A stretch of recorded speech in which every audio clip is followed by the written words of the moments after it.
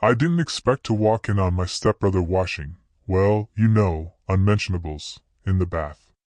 There I was, casually strolling through the hallway, minding my own business, when I heard some strange splashing noise coming from the bathroom. Thinking maybe he had dropped something, I opened the door without thinking much. What I saw stopped me in my tracks. My stepbrother, completely unfazed, was in the bath, scrubbing his area. A bathrobe hung on the back of the door, but it was clear he didn't need it. There was no hesitation, no shame. He looked at me and didn't even flinch. I should have backed out immediately, but there was something in his unbothered expression that kept me frozen. His face was like, "Yeah, I'm washing myself, what's the big deal?" For a second I stood there, unsure if I should just walk out or pretend I hadn't seen anything. But my brain was still processing the absurdity of the situation. "So, what's happening here?" I said, trying to sound casual, even though I was desperately trying to keep my eyes up.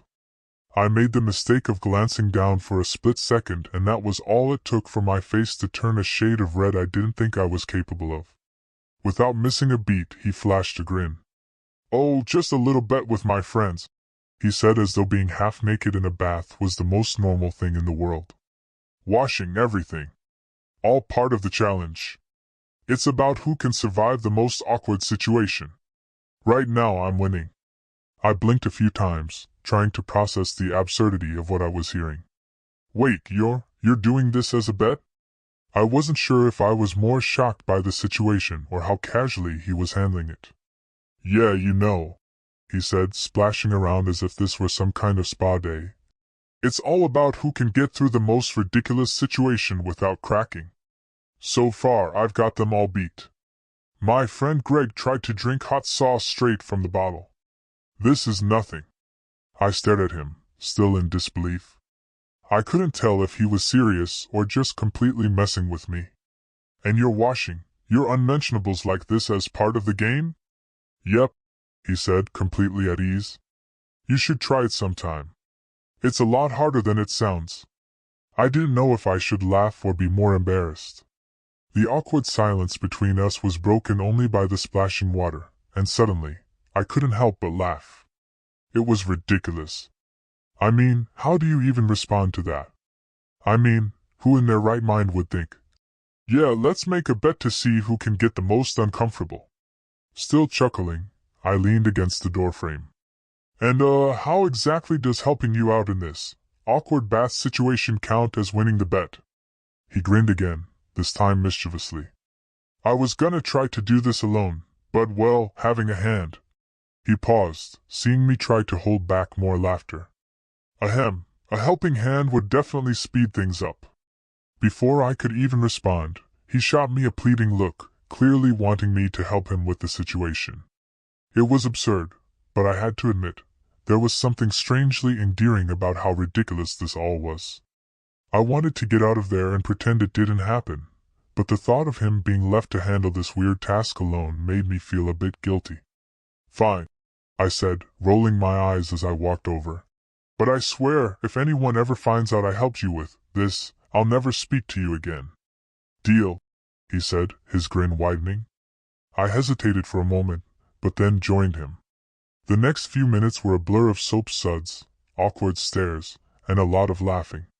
As I helped him, I started to feel like this was a prank in itself, like he had planned this to make me as uncomfortable as possible. But the thing was, the more I helped, the more ridiculous it became.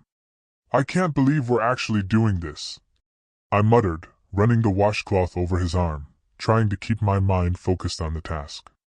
"Hey, you agreed to help, didn't you?" he shot back, clearly enjoying the ridiculousness of the whole thing. We both burst out laughing, unable to contain ourselves. It was stupid, yes, but there was something about it that felt like a weird bonding moment. We were both laughing at the absurdity of the situation, which only made it more fun. My face was burning with embarrassment, but it wasn't all bad. "All right, this is a little too weird for me," I said, stepping back after I'd finished, wiping my hands on the towel. "Can we please pretend this never happened?" He smirked. Sure.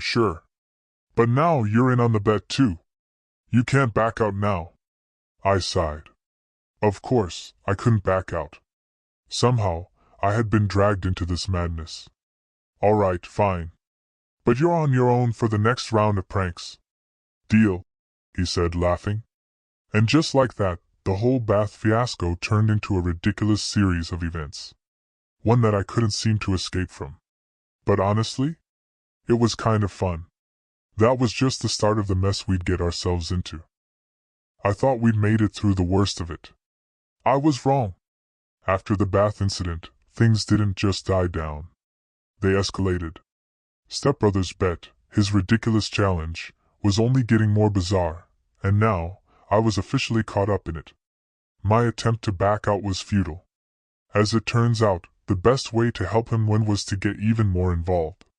I didn't know what I was thinking, but somehow, I agreed to help him with the next part of the prank.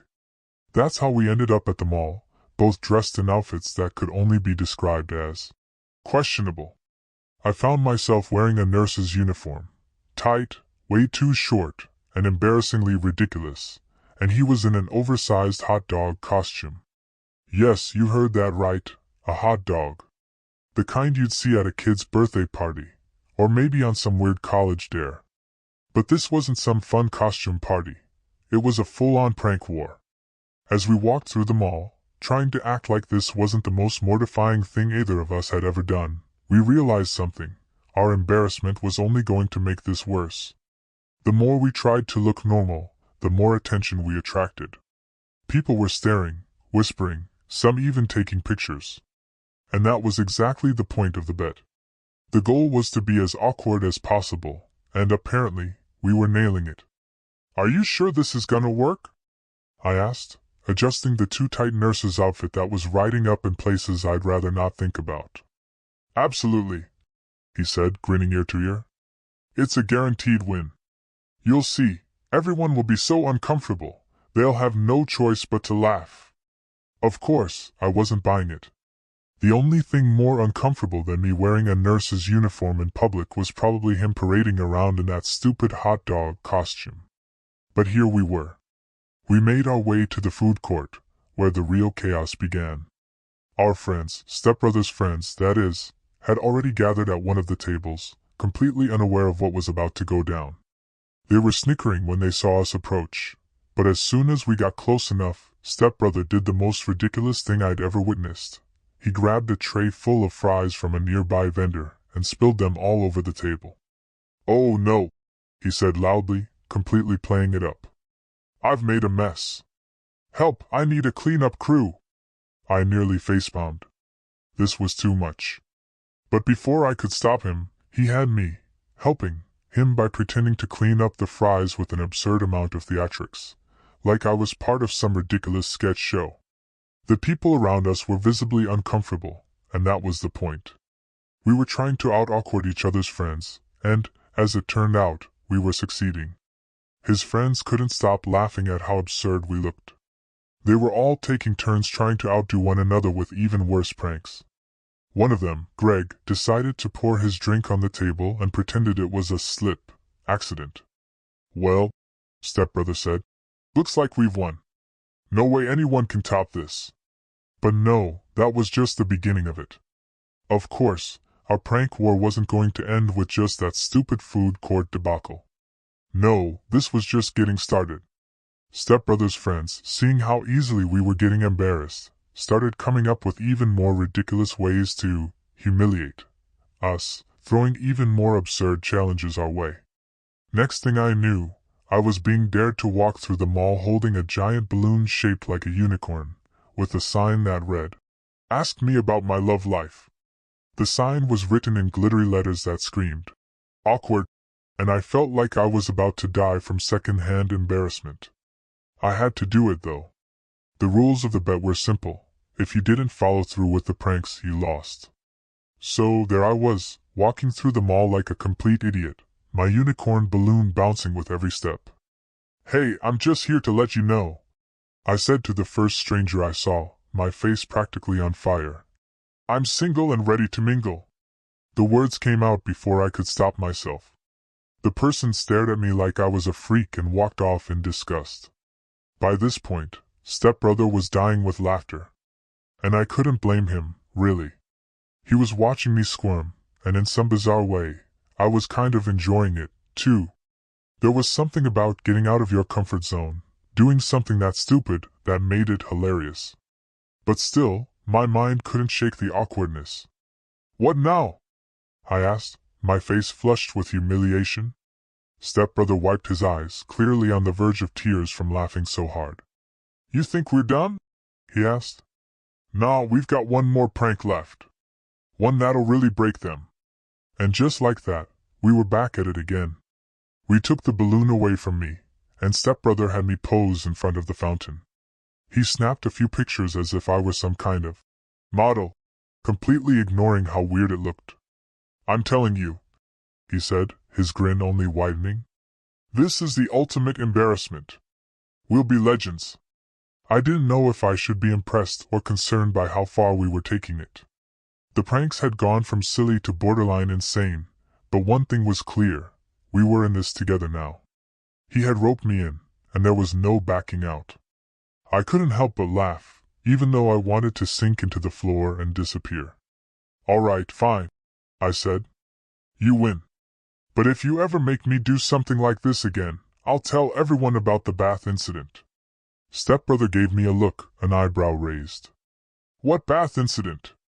I sighed. "You know exactly what I'm talking about."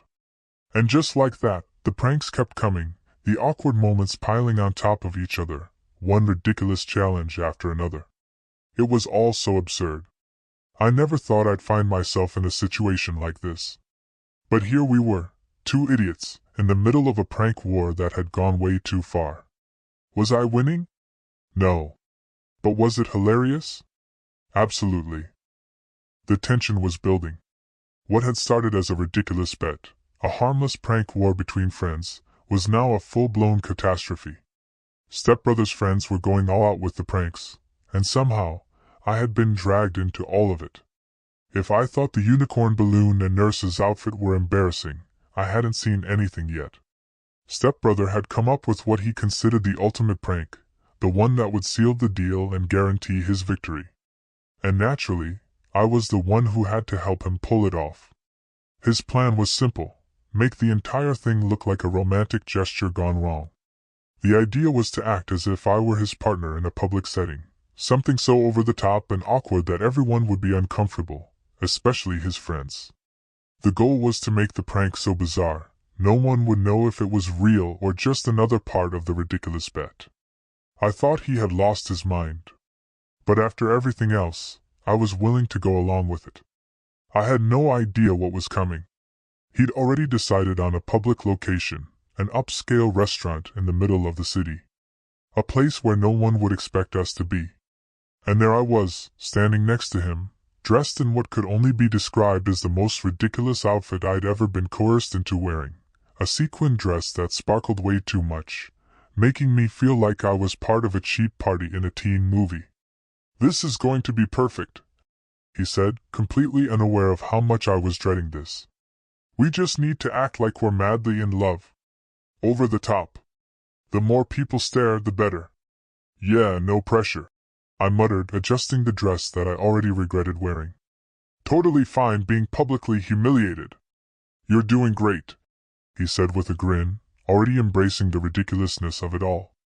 "Okay, now, the plan is for you to accidentally spill wine on the waiter, then apologize by dramatically declaring your love for me in front of everyone. You know, like a rom-com moment." I couldn't help but roll my eyes. "Yeah, because that's a totally normal thing to do. In a fancy restaurant." "Exactly," he said, clapping his hands. "Now let's go. The more dramatic, the better. I'll handle the rest." We made our way to the table, and as soon as we sat down, I could feel the eyes on us. His friends were already there, trying, and failing, to suppress their laughter. This was it. I took a deep breath and steeled myself for what was about to happen. I was already planning my escape route if this went south. The waiter came over to our table, and with one quick motion, Stepbrother subtly nudged my elbow. The wine glass I was holding tipped over, spilling red wine across the waiter's shirt. "Oh my God, I'm so sorry!" I shouted, trying to play my part, even though I was dying inside. I didn't mean to. It's just, I love you so much, you're the only one I've ever wanted. I blurted out, my voice far too loud for comfort. The waiter froze, clearly unsure of how to respond to the absurdity of the situation. But the real show had just begun. Stepbrother jumped in, grabbing my hands in a dramatic gesture. No, no, it's okay, he exclaimed, drawing even more attention. You're my soulmate. I can't live without you. The over-the-top declarations kept pouring out as if we were starring in some badly scripted romance movie. I could feel my cheeks burning with embarrassment, and his friends were now in full-on hysterics, watching the whole thing unfold. But it didn't stop there. As we continued to act like an overly dramatic couple, I noticed a few other diners looking at us, unsure if this was part of a staged performance, or some kind of weird performance art. They were all so uncomfortable, it was like watching a slow-motion train wreck. After a few minutes of this over-the-top charade, Stepbrother grinned like he was the king of pranks. See? This is perfect. You're nailing it, he whispered, but his voice was so loud that the people next to us definitely overheard. I could hardly believe I was going along with this madness. The waiter, now thoroughly drenched in wine, left us to figure out how to recover, and Stepbrother continued his ridiculous flirtation act with me, even though we both knew it was all fake. At this point, it was clear that we were in too deep to back out. The prank had become so ridiculous that all we could do was ride it out. But then, things took an even weirder turn. Just as I was about to apologize to the waiter for the third time, Stepbrother's friends began to take it even further. One of them, Greg, who had been part of the original bet, walked over to the table, pretending to be a concerned passerby. He dramatically interrupted our moment by throwing a glass of water in my face. You can't just embarrass me like that, Greg shouted, playing his part to perfection. I love her too. That's when everything went completely off the rails. I stood there, stunned and dripping wet from the water. The restaurant was in complete chaos, and it seemed like people were watching us, unsure whether this was part of the act or if we had all lost our minds. I laughed out of sheer disbelief. This was absurd. The prank war had officially reached its peak, and there was no turning back now. All right, that's enough, I said, wiping my face with the napkin, feeling a mix of humiliation and pure amusement. You win, Stepbrother. You've completely ruined my dignity. But I swear, if anyone mentions this again, I'll deny everything. He laughed, clearly satisfied with the chaos he had created. Nah, this is just getting started. You're not getting off that easy. But in that moment, I realized something. As much as I hated being dragged into this madness, I couldn't deny that it was kind of fun. Sure, I felt completely humiliated. Sure, I'd probably never show my face in that restaurant again. But I couldn't help but laugh at how ridiculously far things had gone. Stepbrother grinned at me, his eyes glinting with mischief. We're not done yet. This prank war? It's just getting started. And despite myself, I couldn't help but laugh again. Because, in the end, what's the point of being embarrassed when you've already crossed every line imaginable? The aftermath was inevitable. Everything had gone far beyond what I expected, and now the dust had settled, sort of. The prank war was officially over, but the mess it had created was far from cleaned up. Stepbrother had been right about one thing, he was definitely winning. But I couldn't help but feel a bit of admiration for how far he'd taken this madness. We'd done everything from embarrassing ourselves in public to acting out ridiculous romantic gestures for no reason other than to make people uncomfortable. And honestly, I wasn't sure if I'd ever get over the horror of it all. But here we were, sitting in the aftermath of it all, both exhausted and oddly content. The prank war was technically over, but the tension hadn't quite dissipated. Sure, we'd both lost a little dignity along the way, but we'd also gained something, a kind of unspoken understanding. I couldn't explain it, but I knew I wasn't the same person who had walked into the bathroom and seen him washing his unmentionables in the first place. Something had shifted. I looked over at him, still sitting on the couch, grinning like a madman. "You're insane, you know that?" I said, trying to sound angry, but the truth was I couldn't help but chuckle. "We've both made fools of ourselves." He shrugged, not even the slightest bit remorseful. "It was worth it though," he said, still sporting that damn grin. "I mean, look at the chaos we caused. You gotta admit, it was pretty legendary." I rolled my eyes but couldn't help but laugh. He wasn't wrong. In a weird, twisted way, it had been fun. As humiliating as it had been at times, the absurdity of it all had brought us closer together. Sure, there had been moments when I wanted to run for the hills, but now that it was over, I realized just how much we'd actually bonded. "You know, I can't believe we survived that," I said, my tone a little more reflective than I intended. "I mean, there were a million times when I wanted to just bail out, but somehow you kept dragging me back into this mess." "Hey, you agreed to help," he shot back, his voice playful. "And besides, you've got a great sense of humor when you're not busy being embarrassed." I scoffed, but the truth was he was right.